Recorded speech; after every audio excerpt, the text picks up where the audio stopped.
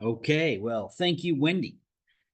I'll be presenting today on work that I've been doing with fellow Texas A&M faculty, including my postdoctoral advisor and mentor extraordinaire, Wendy, who just introduced me, and collaborators Jenna Lamphere and Lei Zhu. This work here, building on work that Lei and others are doing as part of the Climate Lead Project, looking at climate hazards, environmental health exposures, and risk in overburdened Texas Gulf Coast communities.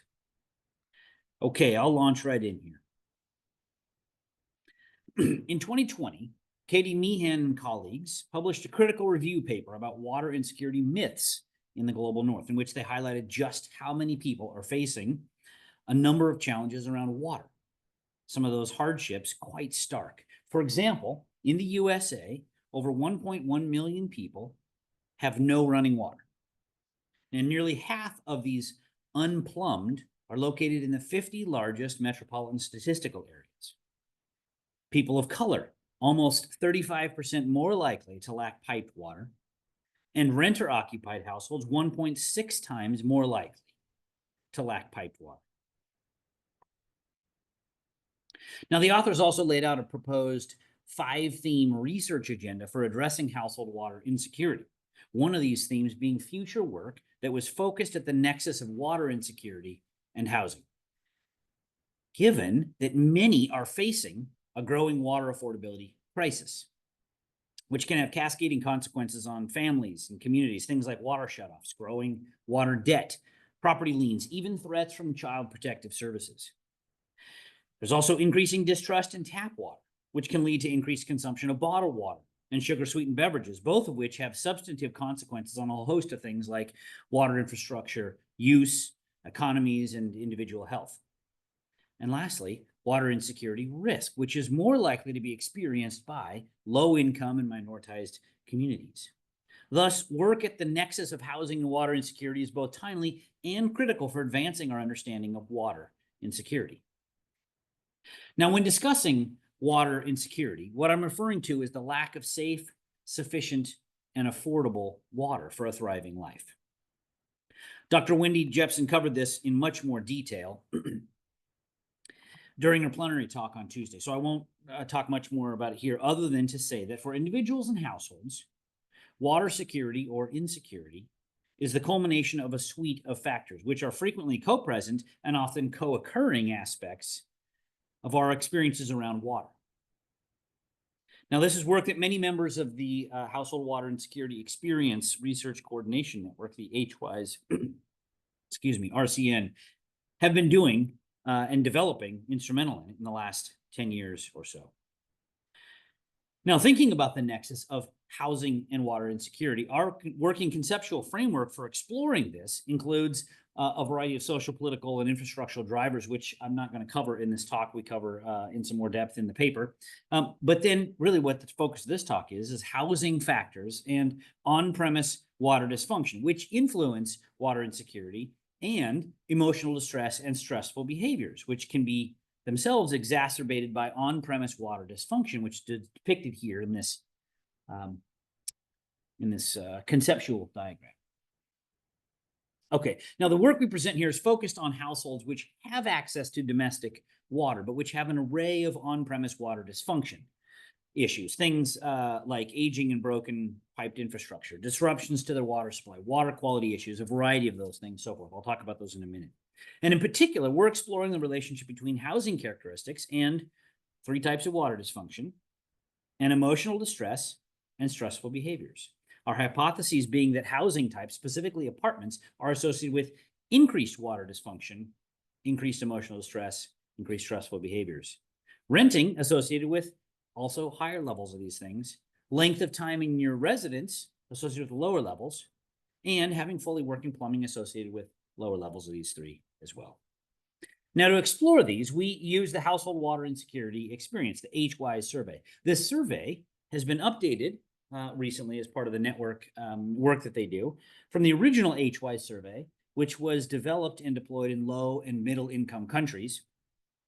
That's the tables depicted on the right here, in which Wendy summarized well in a plenary talk. But we've adapted the survey, we being the Household Water Insecurity Experiences Network, to be relevant for higher income countries now, The particulars around that I can discuss offline. But this updated survey is currently being deployed at several sites across the U.S. and territories, with numerous additional sites rolling out this adapted survey in the next couple handfuls of months. Now, the survey itself is comprised of a core set of modules that everyone uses and a number of optional modules that can be added to the survey.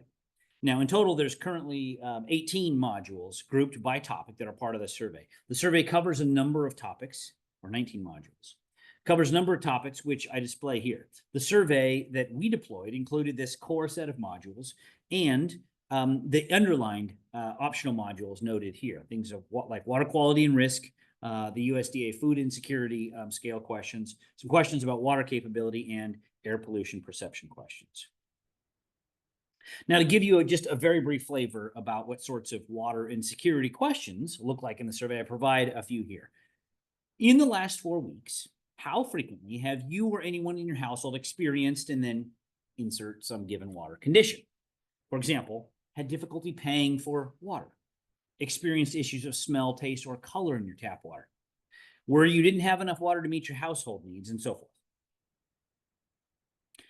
Now, we conducted the survey in June of 2024 in 4 low-income harborside communities in Galveston, Texas. This is one of the places that co-author Lei Zhu and colleagues have been doing some of their climate leads work already. Now, these 4 neighborhoods that we in particular surveyed in are historically Black communities that are facing gentrification, intensified flooding events, and encroachment by the global cruise industry. We had a total of 131 survey respondents, and the survey took a little over half an hour on average to conduct. Now, from the survey, we constructed 5 new composite indicator variables. These are noted here in the first column. There are 3 in the water dysfunction indicators. These are water affordability, water quality experiences, and water reliability. And 2 in the water insecurity indicator. The lower half of the box here. These are emotional distress and stressful behaviors. Now, each indicator is comprised of multiple items or questions. For example, water affordability at the top is comprised of 2 items: hardship paying for water and water service denials, whereas emotional distress, first item in this lower box here, is comprised of 4 questions. Questions about shame, anger, concern, worry, so forth. Now, to create our indicator variables, these 5 that are in the first column here, we transformed our frequency counts into bins based on how many days they'd experienced this. This is the 0 to 3 scale, so we converted it from never to rarely, which corresponds to 0 to 2 days, up to always more than 20 days. And then we average the item responses in each of these composite in each of these items to get our final composite indicator score. Then from this, we constructed linear regression models, the variable standardized, with a number of sociodemographic variables, and housing characteristics are key predictor variables. Things like whether the domicile is owned or rented, whether it's an apartment, the length of time in the residence, and so forth. And these variables are included in our model as predictors of these 5 variables, composite indicator score variables, on the left-hand column in this table here.